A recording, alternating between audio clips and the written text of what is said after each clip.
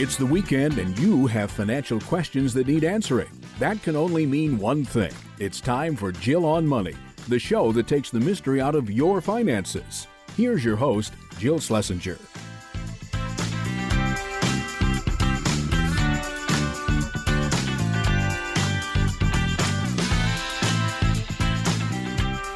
Welcome to the Jill on Money Show. This is the program that takes the mystery out of your financial life. I am Jill Schlesinger. I am your host, and I am here trying to help you make better financial decisions. The way you can start doing that is pretty simple. Go to our website, jillonmoney.com, and in the upper right-hand corner, there is a Contact Us button. Click that button and you will be able to write us an email. If you'd like to join us on the program live, check the box and then Mark will do everything else. So let's get the program started. We are going to chat with Beverly, who's on the line from Washington State. Hello, Beverly. How are you? I'm doing great. How are you? Fantastic. Tell us what we can do for you. Well, my husband and I are getting ready to retire, and this is all new to us. I feel like we're just totally confused and don't know what to do. We didn't have leadership when we were growing up. Our parents didn't invest in 401ks or any of that. So we've kind of muddled through our lives doing the best we could do. I bet it's better than you think. I don't know why. I just have this sense. I really do. I don't know. I've not even read your email. I know you sent us an email, but often I don't even read them before we get on the air. So Beverly, how old are you? I will be 67 in July, and my husband will be 69 in September. And you're both still working full-time? We're both still working. His end of date, last day of work will be June the 30th, and I'm going to try and stick it out through the end of the year. But if anyone's mean to you, you're a risk to go before then. Oh, you betcha. How much do you guys earn right now? I think his was at 119, and I was just a little over 100. I was at that's all right. So we could say 220 together. Yeah. Okay, great. And was that good enough income for you to live the lives you want to live? Yes. Okay. Let's talk about the savings that you guys have done. So on that 220,000, I presume you both have retirement accounts. Tell us about those first. We both have 401ks. Mm-hmm. How much is in there? Mine is 453,000. His is 794,000. Great. Fantastic. And those are all pre-tax dollars? They're 401ks, but I just called just before our call because I know we have Roth built in them. Yep. So I knew that was going to be important. So my Roth is at 65,918. His is at 110,638. So that's part of the total you just gave me, right? Yes, it is. Okay, yeah. Got it. Mm-hmm. Great. That's great. Do you have other investments in addition to this, either an old retirement plan, an IRA somewhere? Yes. So between for our other 401ks, we have an additional 70,000. Mm-hmm. We have, I don't know if you're talking about cash as well. Yeah, sure. Let's do. So we have another 70 in pre-tax retirement. Cash. And then, wait, before we do cash, what about brokerage? Do you have a brokerage account? No, I don't think so. Okay. And cash. Let's talk about the cash. 170,000. Great. You guys are in great shape. Would either of you be entitled to a pension? Yes, my husband has a pension. Tell me about it. See how excited I get? This is how you really turn me on, gang, when you tell me pension. As soon as you say that, I get, tell me about it. Oh, I know, because you don't hear of that word anymore. Mm-hmm. So he has a pension, and that's the other question that I wanted to ask is we're kind of like on the fence. What do we do? Does he get the whole 100% or do we use me as the spousal, benefit? So yes, he has a pension, and if he gets the full amount, he would be getting $5,158 a month. Okay. If we chose the joint, yes. What does that look like? If we did the joint at 100%, he'd be getting $4,085. At 50%, it would be $4,560. At 66.67%, it would be $4,390. I was leaning towards if we did that at the 50%, which would be $4,560. Okay. I'm just going to look at that. How's your health? How's his health? It's great. Great. Thank you. Knock some wood somewhere, will you? Tell me about the house that you own, or do you own, I should say. I assumed you owned, but maybe you don't. Tell me about your house. So we have our home that we currently live in full time. And what do you want to know? Probably How much is it worth, your primary residence? It is worth about $920-ish. Is there a mortgage that remains? We owe like about $113 on it. And I know you don't like to hear this, but I was thinking of maybe paying it off. But No, you're not. No, you're not. No, you're not. What's your interest rate? It's like 3.2 or something. No, you're not paying that off. Okay. Any other real estate? Yes, we have 3 other houses. What? You only need one to live in. Okay, wait. 3 other rental properties. I'm writing this down. All of these you guys own, or do you own them with any partners? No, they're all ours. Okay. Let's do this in a methodical way. Rental property number 1, how much is it worth? About $400. Is there a mortgage on it? Yes, that one has a small mortgage, $117. And what is the rate? 4.25. Okay. What's the second house worth? So the second house is 505. And we don't owe anything on that. Okay. That's a very low interest rate then. No interest rate. That one, we have not put another renter in it. Our renter, it's been rented since 1996, but when our last renters moved out, they did a job on it. And we were just kind of on the fence. Are we going to sell it? Are we going to put another renter in it? Okay. Are we going to go and when we retire, maybe hang out there a little bit? So we're kind of on the fence right now. Okay. That's interesting. Okay. Third. Okay, the other house is worth about $670, and we don't have a mortgage on that. And that's rented? For just short-term rentals right now. Okay. So that's interesting. So on that first home, the $400,000. Yes. What is the income that you receive from that home? I get $2,400 a month on that. But that's the gross. You don't clear that. No, I don't.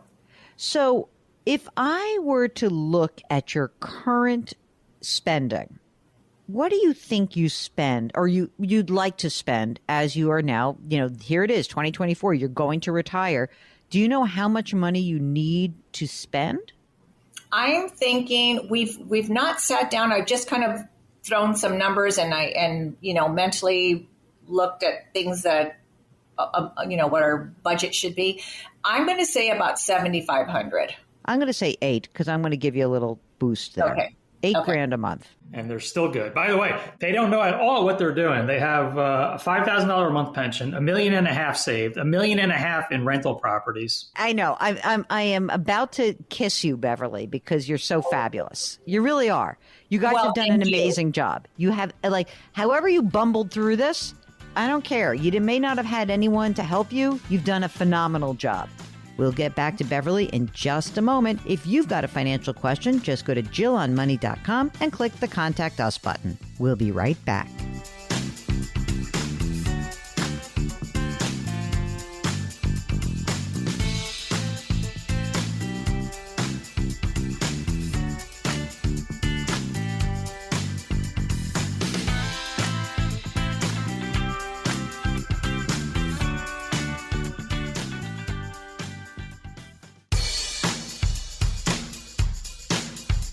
Do I invest here? Should I put my money there? Jill Schlesinger can help you. Back to Jill on Money. You're back. It's Jill on Money. Before we went to the break, we were talking to Beverly, who's on the line from Washington State. Your husband is entitled to a pension. Would he also be entitled to Social Security? Yes. Okay, so let me tell you about Social Security. Tell it to me. He turned full retirement age.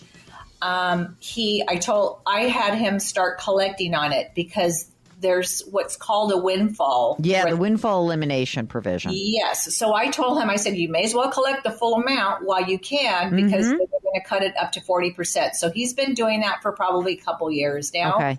And so that is right now it's at $1,600, but that could get cut up to 40%. Okay. So that'll be whatever it'll be. And what about your Social Security? I think so. I'm trying to figure out. That's another question. Do I wait till I'm 70? What's You your know? let me ask you this. At age 70, what would your Social Security be? Because this could be an interesting way to think about the pension choice also. So what would your age 70 Social Security be? The last time I looked at it, I'm going to say it's about 3,300, I believe, Okay. at the age of 70. Okay. That's great. So, presumably, if we just kind of like play this out a little bit, let's say that your husband loses, let's just say he goes to $1,000 a month. Okay. And then instead of doing the 5,100, we do the joint and 50%, as you were thinking. That's the 4560, right? Okay. Yeah. So then we have the 4560 plus the 1,000 that he would get as Social Security, right? And then we wait a few years in order to get you to your age 70. And we are golden, baby. We are golden. Okay. And what I would do in the 3 years before you collect is I would, so let's say by the way, you could retire June 30th also, wouldn't kill you. But you could literally take the money out of your pre-tax accounts, pull the money out, and I would take from his pre-tax, because he's going to have, both of you are going to have this, but he specifically with almost $800,000 and 700 of it being pre-tax, he's going to have required minimum distributions. And you guys are going to be in a high tax bracket still because you're going to have income. So what I would try to do is in these few years that you have before you claim Social Security, I would pull money out of his pre-tax account and use that to live on. Now, I know what you want to do. I know you want to pay down the mortgage. It really does not make a ton of sense to do it. Okay. If you're holding a gun to my head and you say, I cannot sleep at night because of this, then I could live a little bit, but it's just not a great idea. And do you guys have adult children? They're all grown. Yes. Is there any idea around adult children, grandchildren that you want to pass any of this real estate to anybody? Just because that's sort of an interesting possibility here. We know that there's going to be something left in the end, but we clarified a couple of things years ago because my husband was, I don't want to get rid of this property because I want to leave it for the kids. And way back then I said, we've worked hard for ourselves. I'm not working to leave stuff for my kids. I know there'll be stuff left over, but in the end, we're going to live our lives with what we have. So there isn't anything that I have targeted, I want to leave, at this point, there is not. We know there'll be something left. I got to tell you something. You guys are in amazing shape. You can do whatever you want. You could literally do whatever you want. So if you want to say, I'm done on June 30th with my husband, you can be done. All right? There's not a problem here. I like the idea of the joint and 50%. I like you delaying to age 70. Okay? And look, on the rental properties, if you sell property number 2 for $500,000, you're going to have a walloping tax liability. You know that, right? Because what did you buy that for? The one that's valued at 5. We built that ourselves. Oh boy. Okay, so here's your choices. You say, who cares? I'll sell it. I'll pay the tax that's due. I wouldn't sell that this year. I would rather do it next year, by the way, when your incomes go down a little bit, just a tiny bit. You could sell it, pay the tax, move on.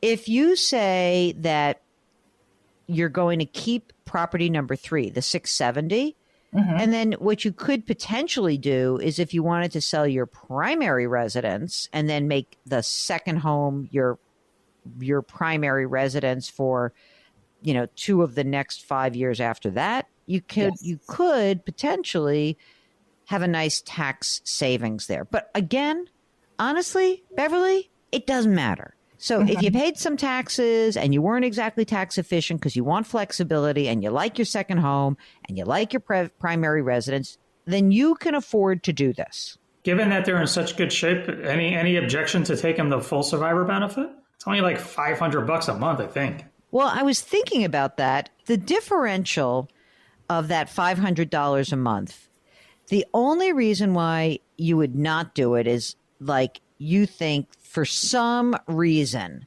that your health wasn't quite as good as you think, really. But you said you're in good health.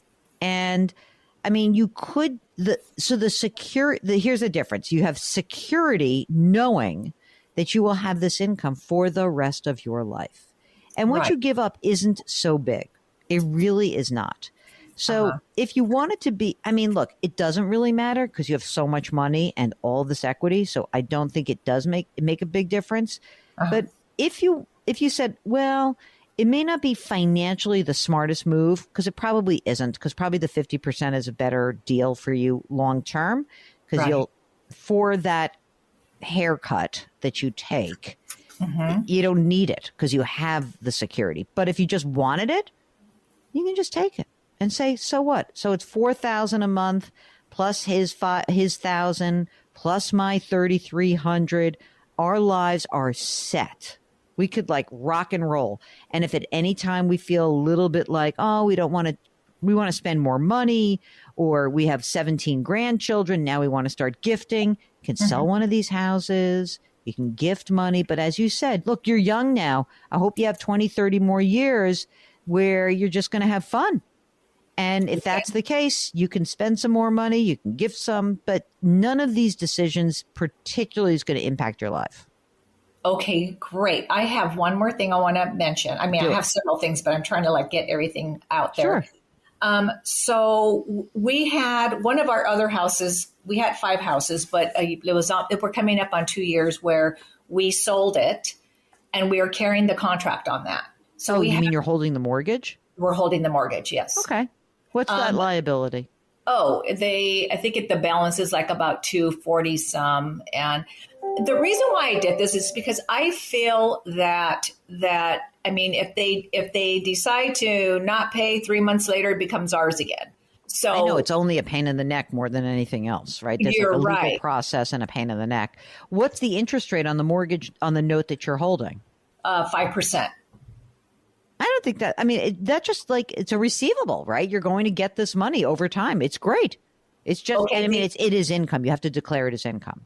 Yes. Now, I want to get your thought on when you talked about selling the house that was worth about $500. Yeah. I was kind of thinking if we didn't rent it again, of maybe doing that to that house. You mentioned just selling give me the cash. Just get the whole cash. Let's get the cash because you're going to have to pay tax on the sale no matter what.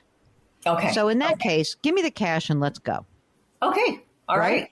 Yeah. You guys have your estate documents done? Yes. You're so good. I want to tell you something. I don't know. You have good instincts. Whatever it was in the water in Washington State, you did a great job, both of you. So I hope you enjoy this news. Maybe if you feel like that joint 100% is kind of like a safer way to go and it gives you some security, then do it. Absolutely do it. Sometimes peace of mind does weigh out over the actual numbers. And I'm sure that someone's going to crunch the numbers and tell me that no, you must do this other one. But, if you feel comfortable that way, then do it. Your comfort is worth a lot to me. Got something going on in your financial life? Just go to JillOnMoney.com and click the Contact Us button. Jill on Money will be right back.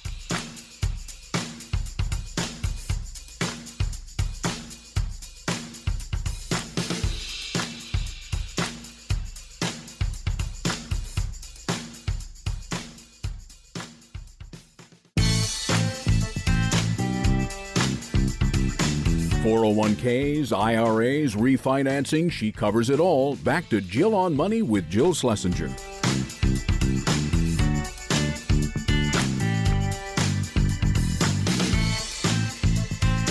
You're back. It's Jill on Money. Let's take a question from Tom, who writes, my business partners and I have a pretty big business loan. $3.8 million.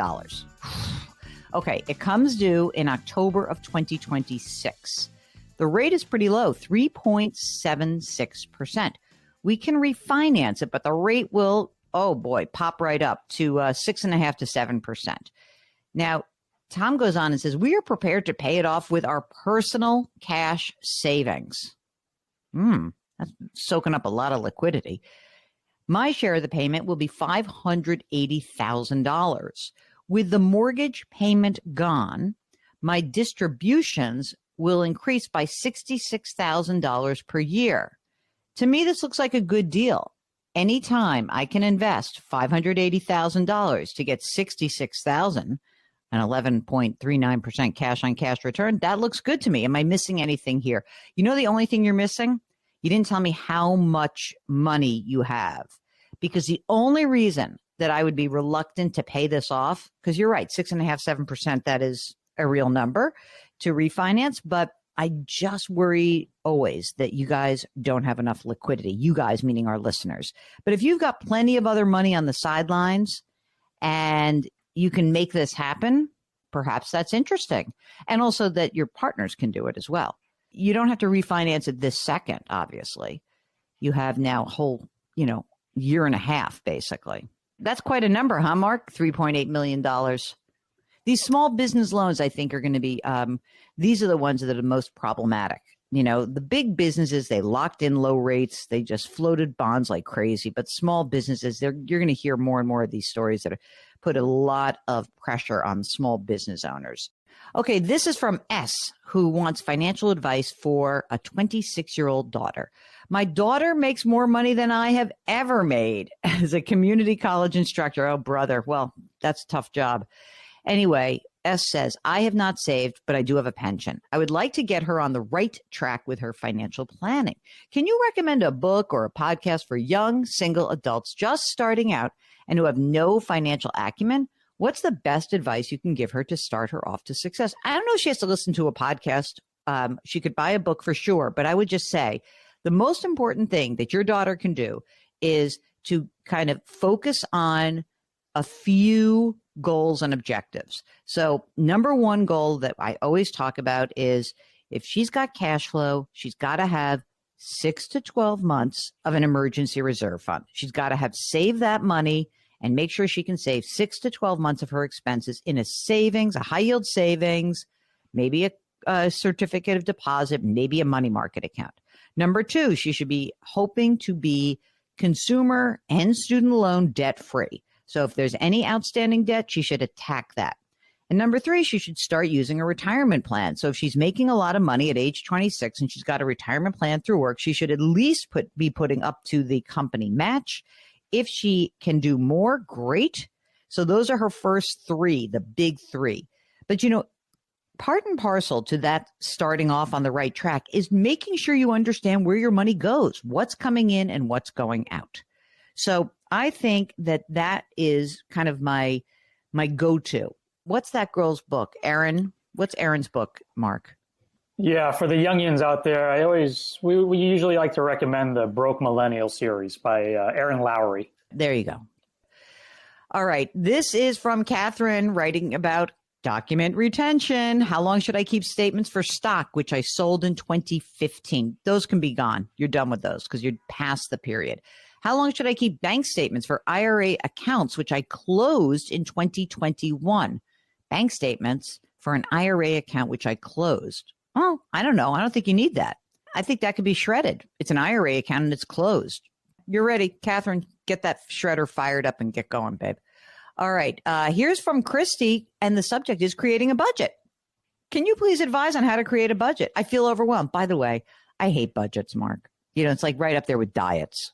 I understand how it can be overwhelming. I would do this. They're 65. They have Social Security checks. They have 2 homes and a healthy savings account. But going forward, we want to have a more concise picture of our accounts, etc. So you don't have to create a budget. You have to all you need to do is track how money is spent for 90 days. Why don't you do that? So you kind of start with the musts. You have to have a mortgage payment and you have to pay into your Medicare and you've got maybe some other stuff, utilities and food and all that. And just track how much you're spending. You can use an app. There's plenty of apps out there.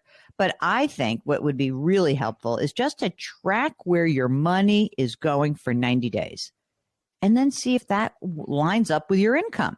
If you're spending more than you're taking in and you have ample savings and you can rely on your savings to fund the gap, that's great.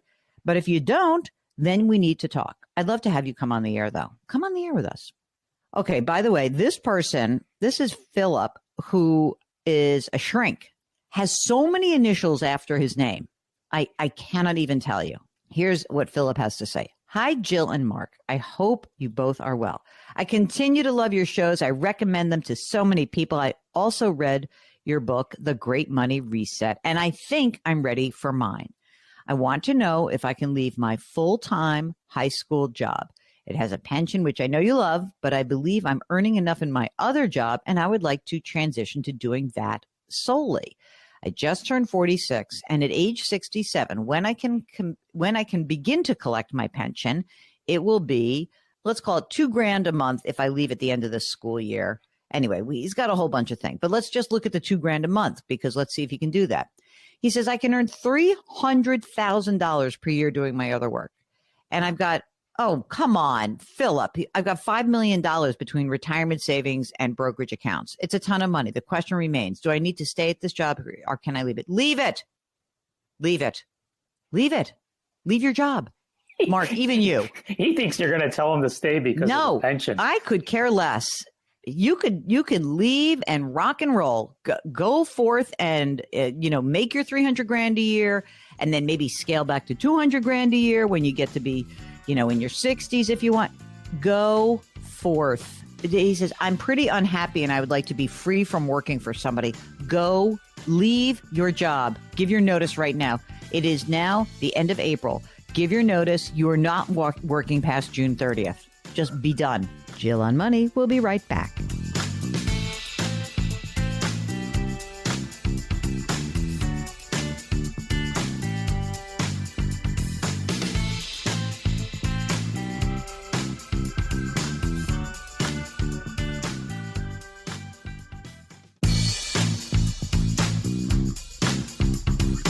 Welcome back to Jill on Money, where Jill Schlesinger takes the mystery out of your finances.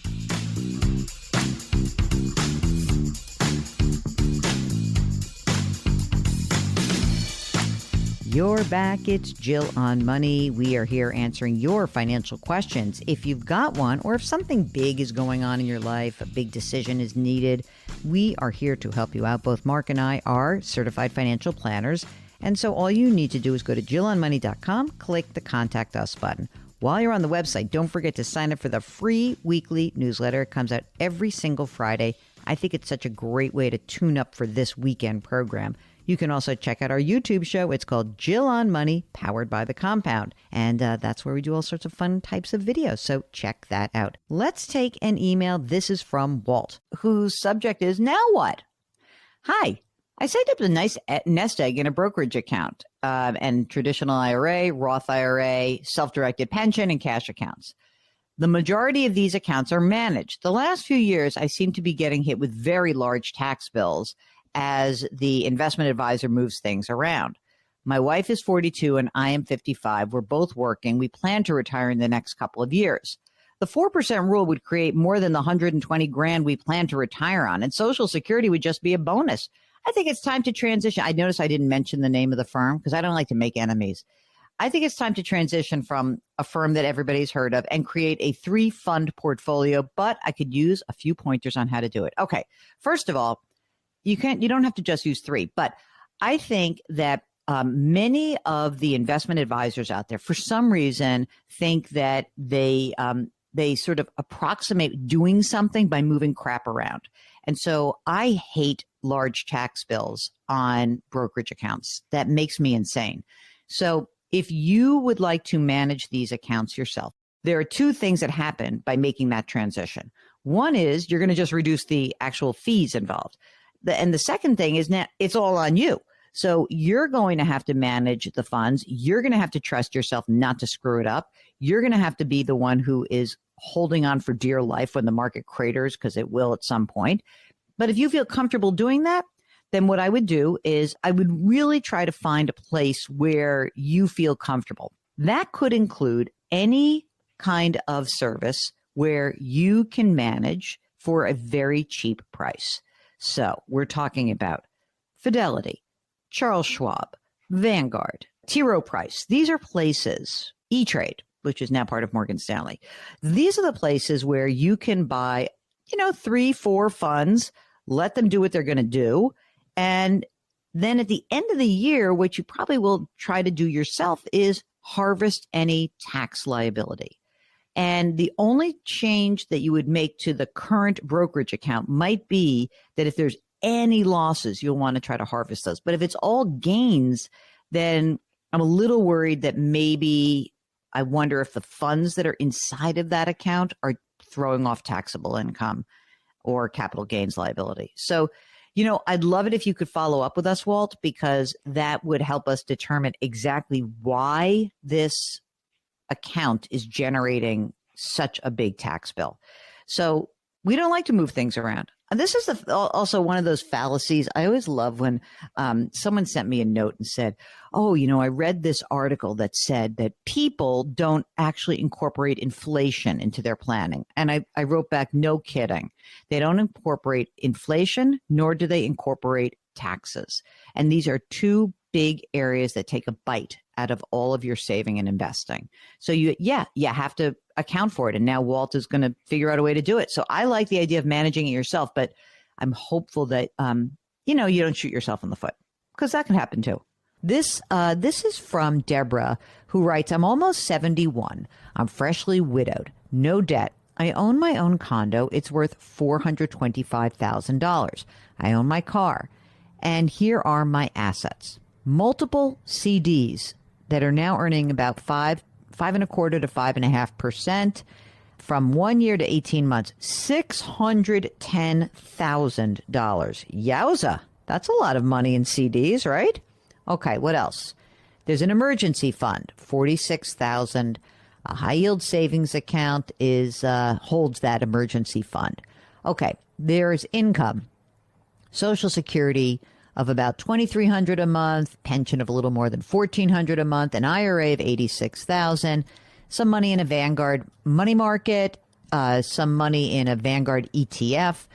And she writes, here's the critical question. What am I missing? I don't feel bulletproof from running out of money in my retirement. Deborah, you actually missed one of the critical variables to this. How much you spending? Because you do have a little bit more than $3,700 a month in income. So if you're spending, $8,000 a month, then that's a problem. But when I look at the situation and I say, okay, you've got a bunch of money, probably close to about $700,000 that's invested, mostly in very low risk stuff, then, I have to ask you, well, how much are you spending, number one? And number two, if you are just, sort of just making ends meet, what are you pulling out of the accounts that makes up the difference? I also wonder whether you should be all in CDs or not, because, listen, if you're spending $2,500 a month and you are bringing in $3,700, maybe you don't have to do anything. But I'm not convinced of that. I'd love to hear more from you. And so, gang, when you write in and you say, here's all my stuff, don't forget about the very important piece, which is how much do you spend? That's a biggie. If you've got a financial question, just go to JillOnMoney.com. The Jill on Money Show will be right back.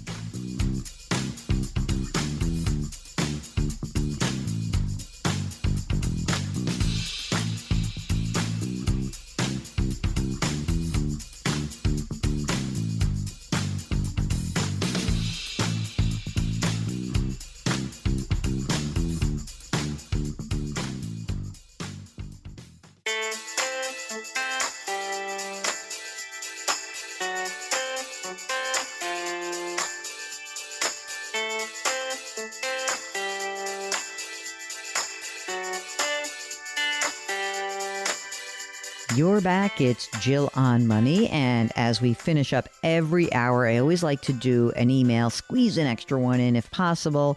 And this one is from Marilyn. And it's such a great one because I've been thinking a lot about this lately. Marilyn writes, I started taking Social Security at age 62, and I took it based on my own work record. My husband took his at 65, and he receives much more than I do.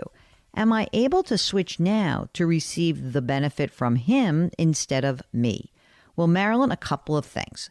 I hope that what you're referring to is the fact that half of his would be more than yours, because as a spouse, you're only entitled to half of your spouse's benefit, not the full benefit.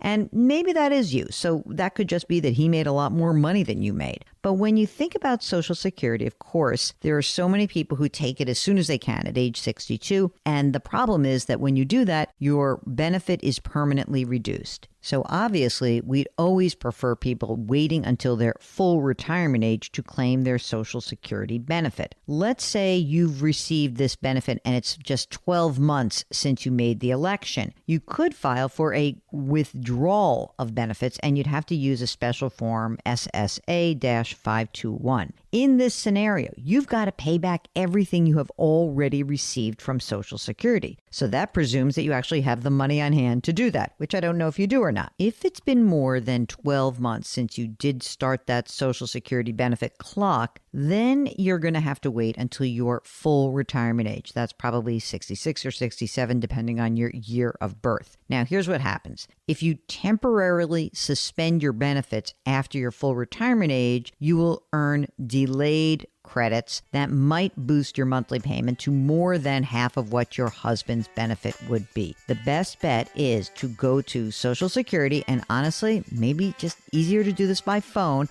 or go to a local office to understand what alternative is the best one for you. And I hope that helps. Okay, we've got a whole nother hour of fun. It's the Jill on Money Show. We'll be right back.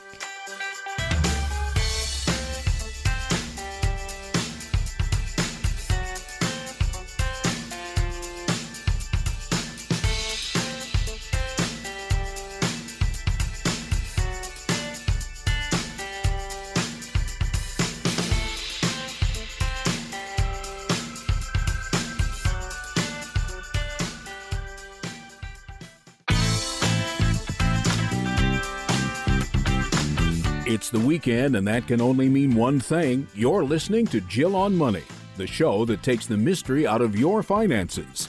Here's your host, Jill Schlesinger.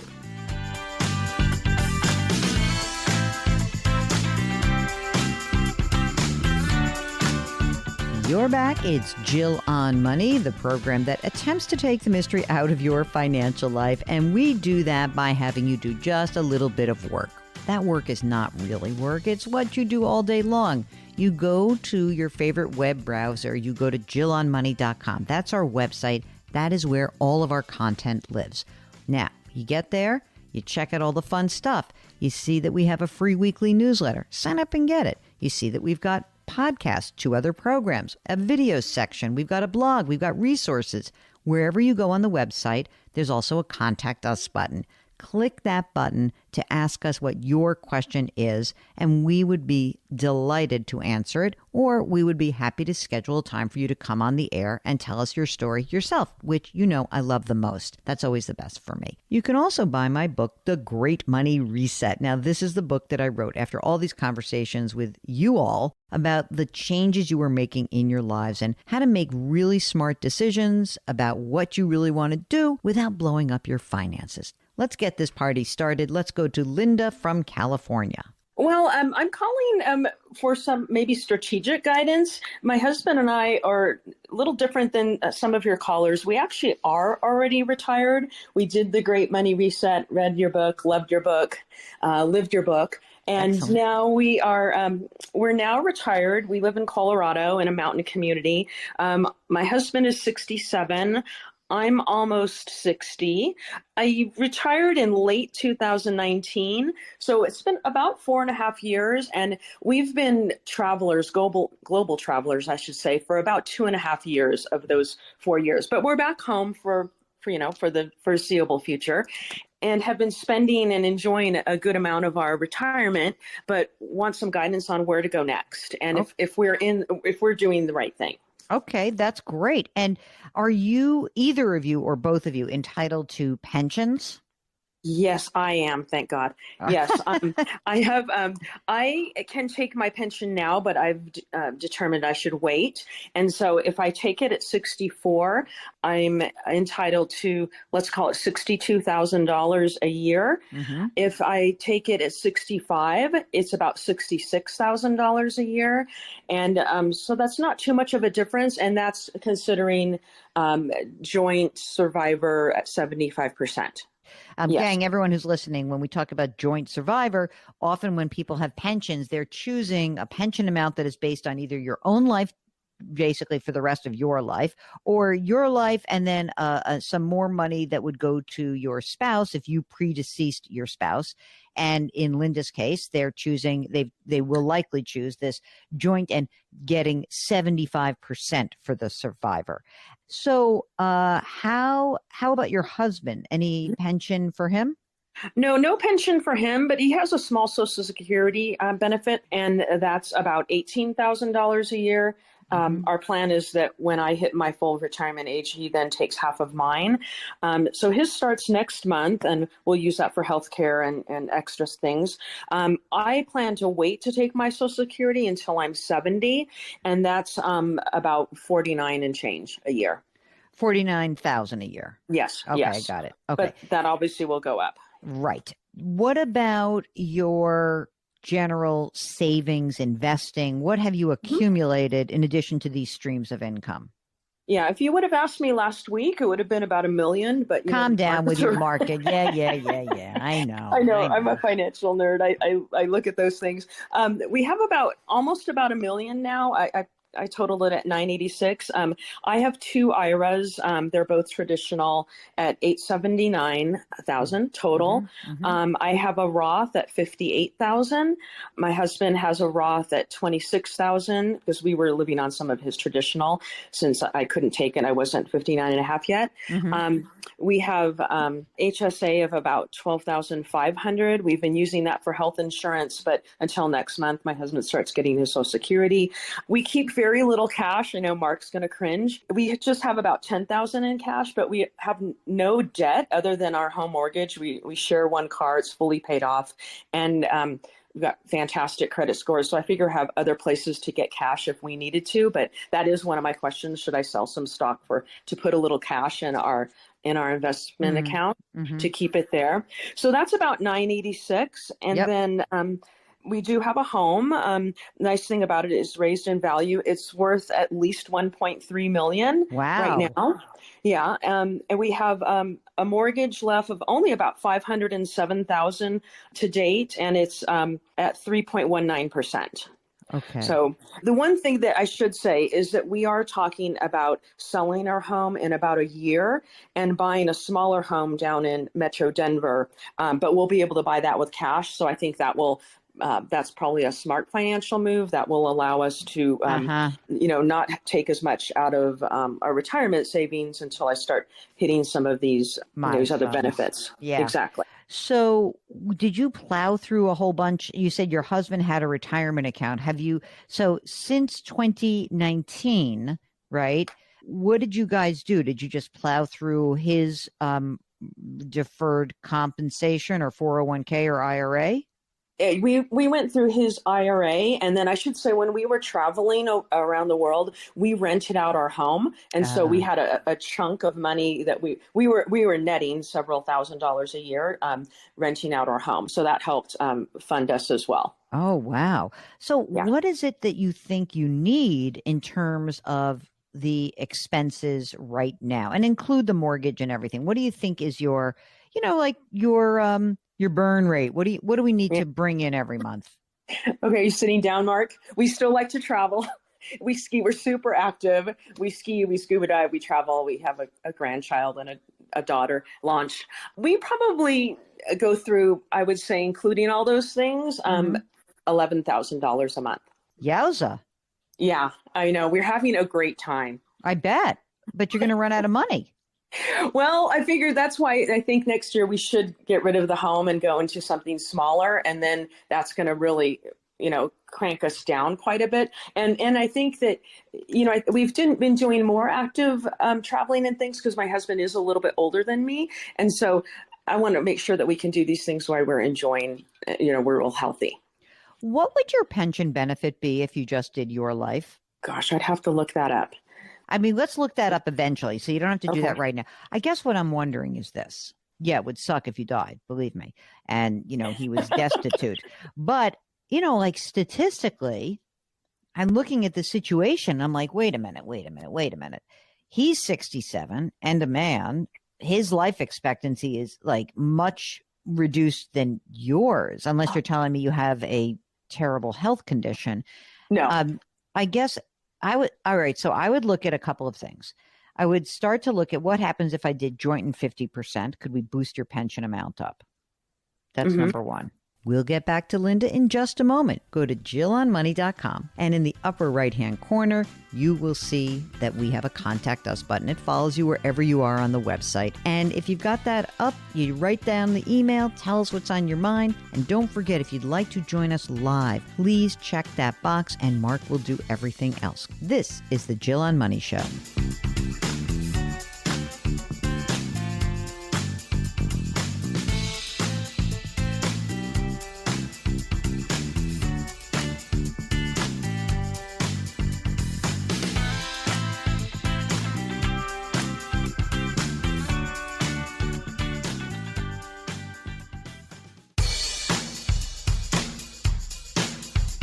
Do I invest here? Should I put my money there? Jill Schlesinger can help you. Back to Jill on Money.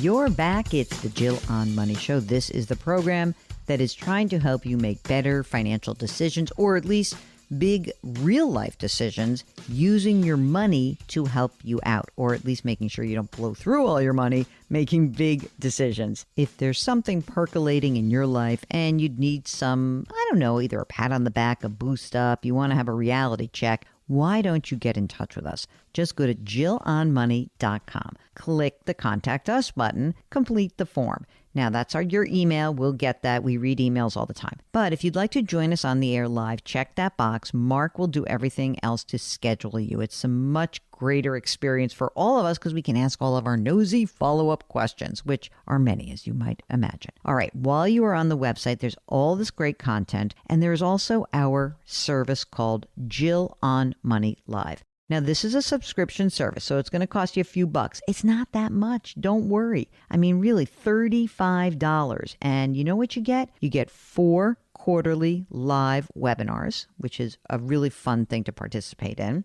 And you can watch the previous webinars. And we also post video conversations with interesting guests that you can only get by being a member of Jill on Money Live. Again, it is only $35. It's hardly a paywall. It's like a low fence. It's like a dog fence for a dachshund. That's how low the fence is. So you want to check that out. Just go to JillOnMoney.com and all the information is there. And don't forget to sign up for our podcasts. Those are also there on the website, both the Jill on Money Daily podcast and the Money Watch podcast. You can see the links there right on the website. We make it so easy for you. Just bookmark JillOnMoney.com and everything else will become so easy. It just flows from there. Right now, let's get back to Linda, who's on the line from California. What would it be if you look at the mortgage, just the principal and interest, because you're going to have to pay taxes somewhere. But what's the principal and interest payment on the mortgage right now? Like $2,600. Would you say that if you said we sell the house, we buy something in cash, would my monthly need go from like $11,000 to $8,000 a month? Is that? Yes. Okay.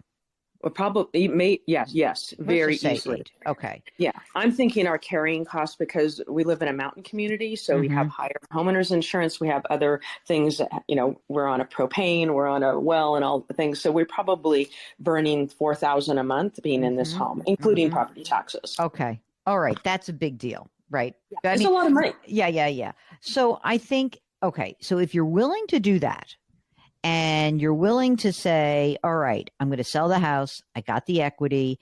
And if that happens in a year, I get it. Like, you need some time to ramp up. Then, of course, I think this does work, because what you would do is, you would have money that you could spend between, now and pension time. And, you'd spend down that money, you'd get the pension, you'd get his Social Security, then you'd get your Social Security, and things look good. That's when it looks good. Now, I know that you're not afraid of spending down money because you already spend down his IRA. So what I think happens is you should tap your IRAs, right? And use that, pay the tax that's due. And I would even do that, obviously, I think this year and next year are kind of big years for you, just because we know what the tax code is. I'm who knows where we're going next, but like we know for sure that, if you don't have any income and you're pulling money out of your IRAs, like, right now, and you said like, I'm going to pay, I don't know, I'm going to make this up. Let's say I take $150,000 out of my IRA this year and $150 next year. Okay. And if you don't spend it all, that's fine. Start a little brokerage account, have some cash on hand. That's fine. Then you sell the house, you put it in the proceeds, and you've got that proceeds. If you happen to buy a house that's a little bit smaller and you can add to the brokerage account, fine too.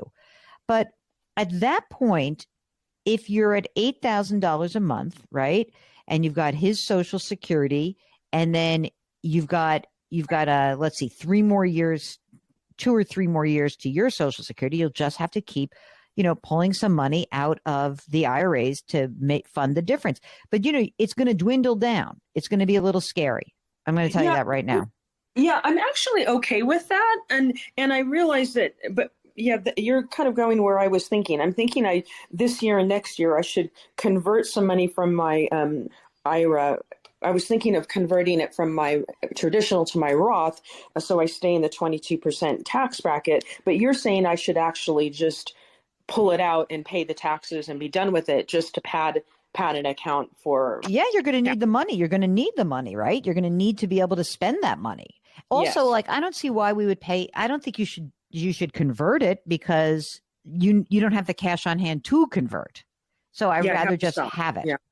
And I would like to have, honestly, like it's so married filing jointly for this year.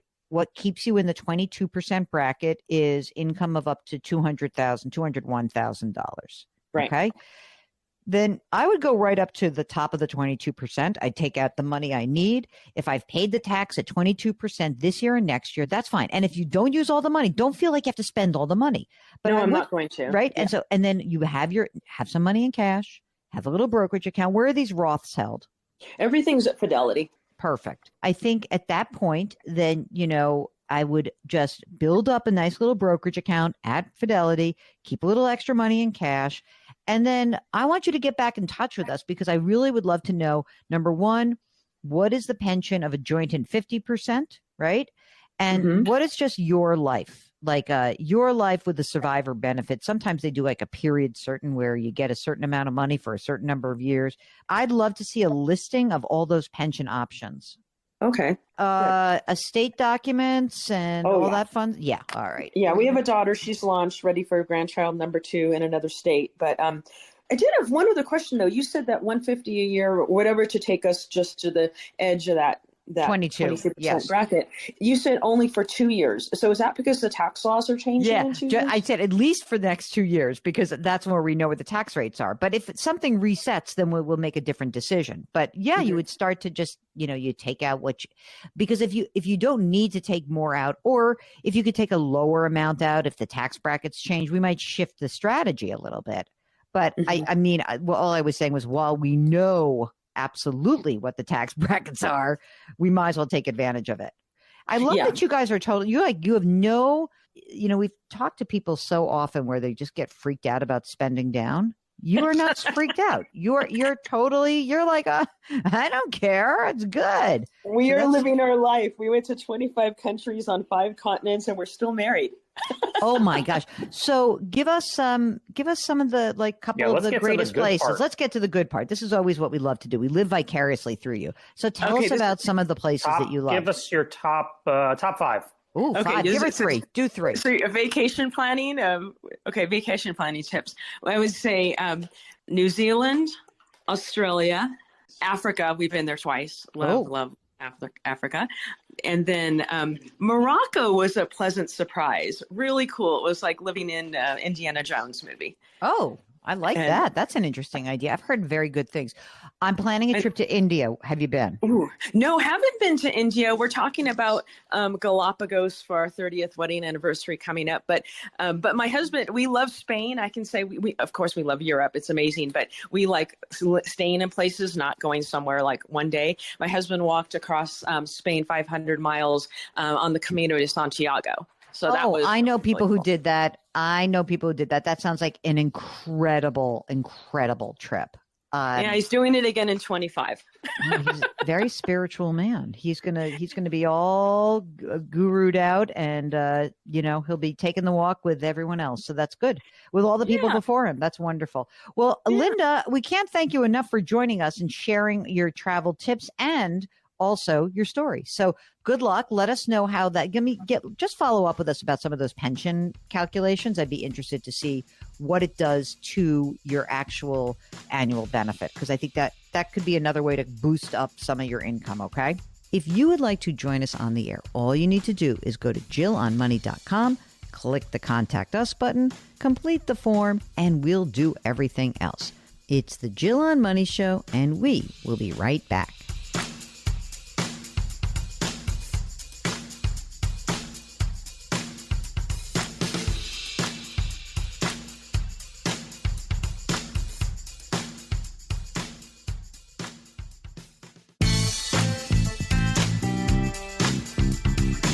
.401ks, IRAs, refinancing, she covers it all. Back to Jill on Money with Jill Schlesinger.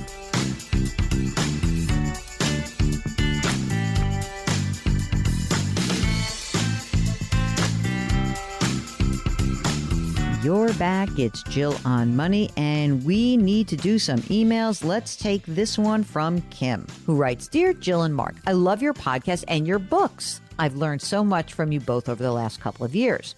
My question concerns a 529 account. We moved from Virginia, which has an amazing 529 program, to the state of Indiana. We've created 529 plans for 2 of our 4 children here in Indiana to take advantage of the tax benefits. However, we still have our old Virginia 529s. The fees are higher in our new state. Doesn't seem like a lot. We only have $15,000 in each child's Virginia 529, but I wonder if we should roll over our old accounts or just leave them be. I would roll them over. It is not, and maybe it's not a lot in terms of fee, but I'll tell you what it is. It's easier to manage, and I'm into ease. Ease is good. This is from Roger. I've got 2 CDs at New York Community Bank, which of late has needed an infusion of money to stay afloat. I understand the money I have invested in the CDs is FDIC protected. However, should the bank go under, would the bank be allowed to give me only a percentage of my investment? As long as it's below the FDIC limit, then there is no problem. And if it's above it, I still probably think there's not a big problem, because there's no way they're letting New York Community Bank go broke after they bailed out Silicon Valley Bank. But if you're really nervous, if you're above the FDIC limit, when one of those CDs comes due, you can roll it over and put it into a different bank. I like being under the limit, though. All right, this is from Alice. Subject: heavy on cash while waiting to build dream home. Jill and Mark, I found your podcast about 1.5 years ago, and I've been an avid listener ever since. Well, thank you, Alice. We've saved up a bunch of cash for an eventual home build. Finding land we love has been the piece that's kept us from moving forward just yet. We're working with a great custom builder, and our current homework is pricing out the must-haves. They're expecting to spend, $700,000 to $850,000 on the new house, which includes the land, within the next 2 to 5 years. We are far from quick decision makers. We're going to hold out for the near perfect lot new home build, because this is our dream house. We live in the Midwest. I'm 42. I have about 2.5 years of extra income. It's coming to an end soon. And I'll have a lump sum of about $25,000 after taxes coming in the next month. My partner is 42, receives Social Security disability income of around $1,500 a month. I make about $125,000 a year, though this year it's going to jump to $200,000. We file taxes separately. We're not married, no kids. Current home worth $400,000. Outstanding mortgage balance of $125,000. Okay. We have paid off all the debt except the mortgage. I maxed out my 401k and backdoor Roth IRA in 22 and 23, and front-loaded most of my 401k in the first quarter of this year to continue a modest contribution in order to get my employer match and max out for 2024. The 2024 backdoor Roth is also accounted for. My retirement accounts have $185,000 pre-tax, $10,000 in Roth, $25,000 in a Roth IRA, $52,000 in a taxable brokerage account. I'll likely pick up more work in the next 6 to 12 months, but my savings rate is probably going to slow down. He does not have retirement savings in order to maintain his Medicaid coverage. Our current expense is $62,000 a year. The new house would bump our expenses up to $75 or $80,000 a year. My Social Security at full retirement age is projected to be $3,200 a month or $4,000 at age 70. No pension. Sad face. We've saved over $475,000 that's sitting in high-yield savings accounts and CDs. We're flexible on how much of that to put down toward the house. I also have $30,000 in I-bonds. My concern is having too much cash in high-yield savings because rates are going to go down later this year. It feels like too much cash compared to investments while we want to wait on finding land with an unknown timetable. All right. This is a long preamble to get to the question. Should I invest all or part of the $25,000 that's coming in or put it into a CD? Should I do a CD ladder across 5 years with most of the savings that are earmarked for the house or invest a portion of the cash? I don't love this house purchase. I got to be honest with you. It's a lot of money to tie up. And, you have money, but not a ton. You have somebody who's never going to earn money going forward except you. $80,000 a year in expenses. I don't know.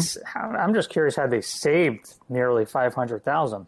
I don't know, because if their expenses are $62,000 a year, maybe he was working. Yeah, that's the only thing I could think of. Maybe there's something coming in from him. I don't know. Well, the only thing coming in right now is SSDI. The question is whether the other money he had, in other words, was there money elsewhere that he had? I don't know. But they're 42 years old. They got a bunch of money. It's going to be a long life for her. I don't love this idea of the dream house, but it sounds like you're kind of all in. So if that's the case, then I guess I would probably ladder up CDs 2, 3, 4, 5 years. And at least if you're going to have, let's see, how much is this house going to cost? We said $750,000, $800,000. She's not going to qualify for a mortgage on her own salary.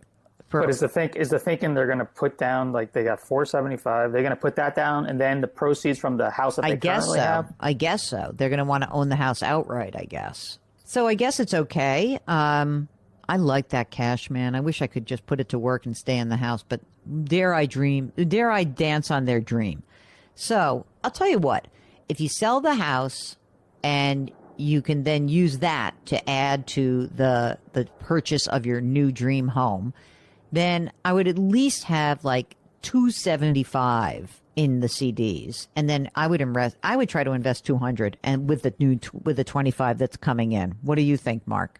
Yeah, it's such a big time frame here for the house. 2 to 5 years. So, if we're looking at 5 years, then I would put some of it to work. Yeah, I just a little nervous with all that cash sitting around. I don't know. It's gonna be interesting. I'd love to know more about like where that money came from, what else is going on in terms of, are they just freaked out about having a mortgage? And is this disability going to mean that the partner's going to need like care in the future? In which case, I don't want all that money sucked into the house. There's all these follow-up questions. I'm such a pain. If you've got a financial question, just go to JillOnMoney.com and click the Contact Us button. It's very easy. Jill on Money will be right back.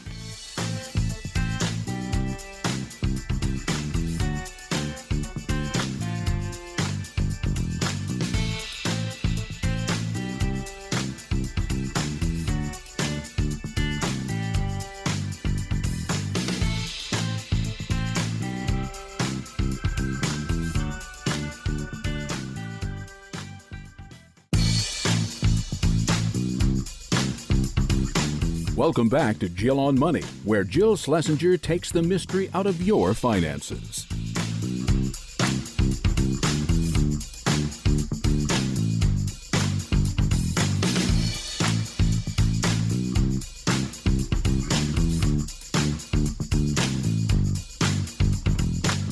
you're back. It's Jill on Money, and we are here trying to help you make better financial decisions. We do that by encouraging you to do a tiny bit of work, not even a lot of work, a little bit of work. Go to JillOnMoney.com, which maybe you've bookmarked, but if you haven't, just bookmark it. And in the upper right-hand corner, you will see that we have a Contact Us button. It follows you wherever you are on the website. And if you've got that up, you write down the email, tell us what's on your mind. And don't forget, if you'd like to join us live, please check that box and Mark will do everything else because he's very good like that. But if you're shy, don't worry. You always change your name, or we'll do emails because we like to get our email box unburdened. We like to unburden Mark because it does tend to make him a little nuts to see the emails build up. Right now, here is a question from Luciana.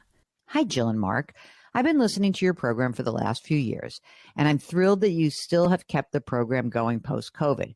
You are both kind, considerate, and you pay very close attention to each of your callers. Thank you for caring for so many. Oh, that's very nice.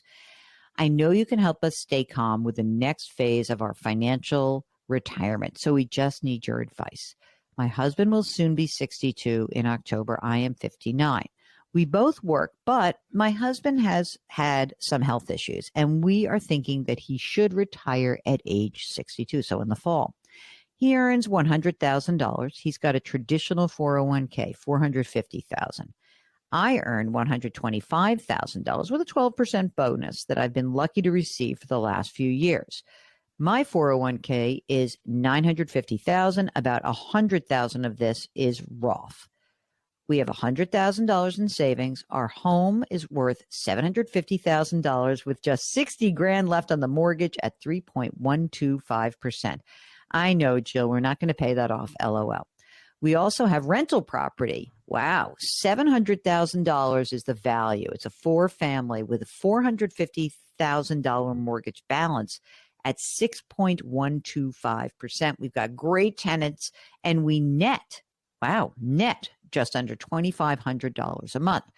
Social Security for my husband at 62 would be $1,850. $2,300 at age 65. I wonder why she's saying 65. I wonder if she means full retirement age, which is probably 67. Okay, for her at age 62, $2,000 at age 65, $2,400. She'll get a pension if she retires today, or $3,000. I'm sorry. It sounds like it's $3,000 today and $3,500 at age 62. I plan to work in corporate America until at least age 62, but I need medical until age 65 when we are eligible for Medicare. Will we be okay? I'm worried about hospital and medical expenses should my husband need additional procedures. We need $7,000 a month to cover mortgage, taxes, utilities, and food. Another thought is we could downsize and live in one of our apartments as a backup, but we'd like to stay in our primary hospital. We've been with our companies for, 35 years. We need a rest. Our daughter is home, but she is self-sufficient. We're active. We can get part-time work or flip a house here and there if an opportunity arises. Appreciate your expertise. I hope I didn't leave anything out. Okay. So you need to work for at least 3 years. So you have medical insurance for both of you. Then he qualifies for Medicare at age 65, but you still have 3 more years and you don't qualify with him. So I want to make sure everyone hears that, because a lot of people think it's like a couple thing. It's not. It's each of you. So you're going to need to pay for health insurance. If you want to retire at age 62, that $7,000 a month is going to have to also include the fact that you'll need health care unless that pension entitles you to some sort of health care. I don't know what your husband's medical issue is. If it is at all going to maybe curtail his ability to have a longer life expectancy, then I think claiming at 62 could be okay, but I really need to know more. For you, you have to wait until your full retirement age, till age 67. That would be very important for you. I think they're good, but I'm a little worried because I'll tell you what I'm worried about. We need $7,000 a month to cover mortgage, taxes, utilities, and food. That does not sound like anything fun on top of that. Do you know what I'm saying? It sounds like $7,000 per month covers your basics. I feel like there's something being left out of here. I think you can do it. I think there's a few questions that you need to ask yourselves. Number one, is 7,000 the real number, or is that like your bare bones? Okay, that's number one. And we probably have to add more money in because there's going to be some question around healthcare, medical costs. It's probably going to be closer to $8,000 or $9,000 a month. The longer you work, the better it will be. The longer you both do some sort of part-time work, the better it will be. And if your husband suffers from a condition that would really, in terms of health issues, that would really change the calculus on claiming Social Security early. The only time we say to claim early at 62, because that's a permanent reduction, is if we think someone has a really bad health potential outcome, or if you really need the money. So I need to know a tiny bit more, but I think you're okay. It's kind of close in my mind. If you've got a financial question, you want to get an opinion on something, you're considering a new job, maybe you were looking to upsize or downsize, anything that's going on that would impact your finances, give us a holler. Go to JillOnMoney.com, click the Contact Us button, and we would be delighted to read your note or get you on the air live. The Jill on Money Show will be right back.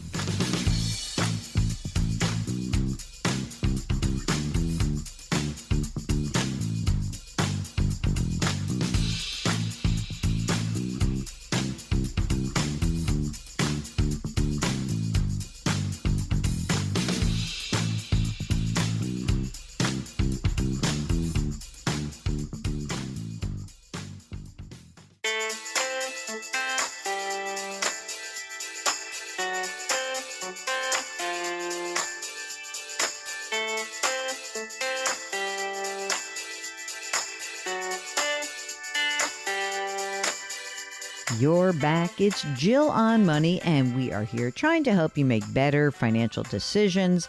And really, it can range from anything from you're just starting out, or you're getting back up on your feet, to you're ready to retire, to everything in between.